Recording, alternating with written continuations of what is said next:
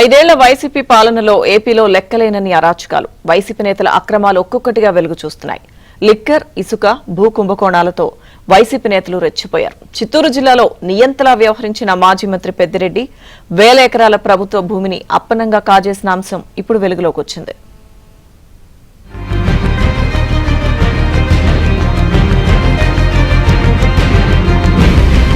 YCP నేతల అరాచకాలు ఒక్కొక్కటిగా వెలుగు చూస్తున్నాయి. చిత్తూరు జిల్లా పొంగనూరు మండలం రాగానిపల్లెలో 982 ఎకరాల భూమిని నిబంధనలకు పాతరేసిన మాజీ మంత్రి పెద్దిరెడ్డి రామచంద్రారెడ్డి తన మనుషుల పేరుతో మార్చేశారు.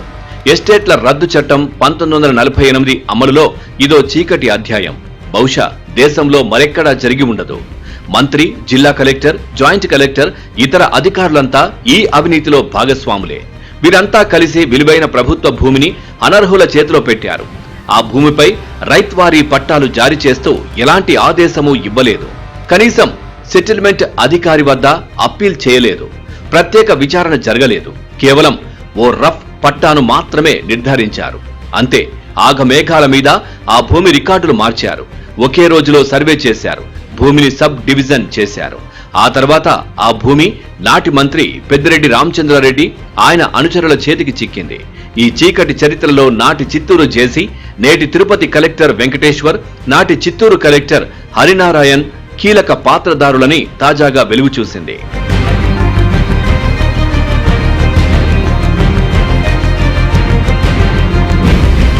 (982 ఎకరాల భూమి అక్రమంగా చేతులు మారిన అంశంపై ప్రస్తుతం ప్రభుత్వం విచారణ చేపట్టింది.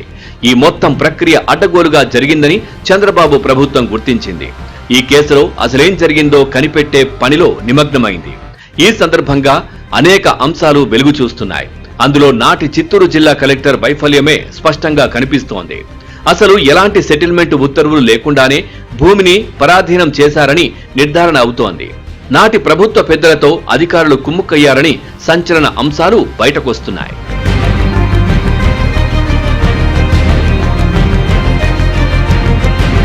రాగానిపల్లిలో భూమి విషయంలో ఎస్టేట్ రద్దు చట్టం 1948 ప్రకారం నిర్ణయం తీసుకోవాల్సి ఉంది.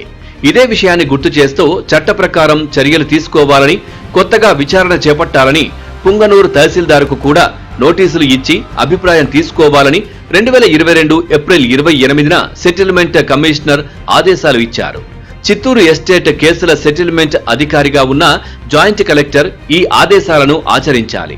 6 వారాల్లోగా విచారణ పూర్తి చేయాలి. అయితే అప్పుడు జేసీ దీనిపై స్పందించలేదు.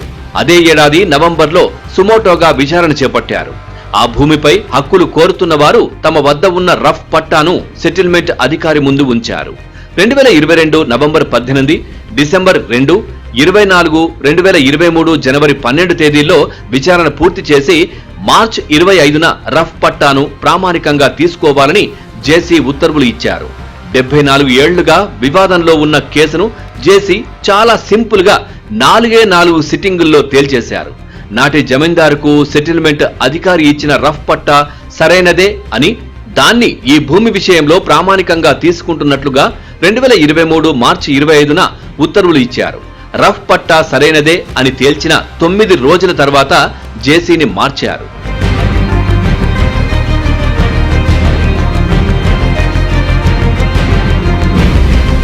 భూముల విషయంలో జాయింట్ కలెక్టర్కు ఎన్ని అధికారాలున్నా వాటిని కాపాడేందుకు జిల్లా కలెక్టర్కు ప్రత్యేక అధికారాలు ఉంటాయి. రాగానిపల్లెలోని 982 ఎకరాల భూమిపై రైత్వారీ పట్టాలు జారీ చేయడానికి ప్రత్యేకంగా ఉత్తర్వులు ఇవ్వాల్సి ఉంటుంది.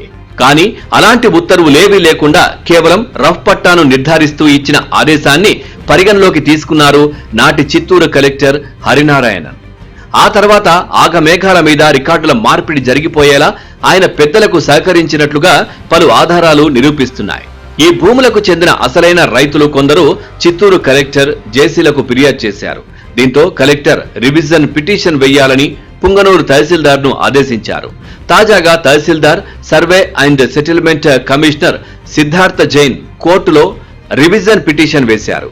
ఈ పిటిషన్ వచ్చే సోమవారం విచారణకు రానుంది. ఇరువైపులా వాదనల తర్వాత ఈ భూముల విషయంలో కమిషనర్ నిర్ణయం తీసుకోనున్నారు. వివాదాస్పద భూములుగా తేల్చే అవకాశం ఉన్నట్లు తెలుస్తోంది. ఇప్పటికే ఆ 982 ఎకరాల్ని రిజిస్ట్రేషన్ చేయొద్దంటూ జిల్లా రిజిస్ట్రార్కు ఆదేశాలు జారీ చేశారు.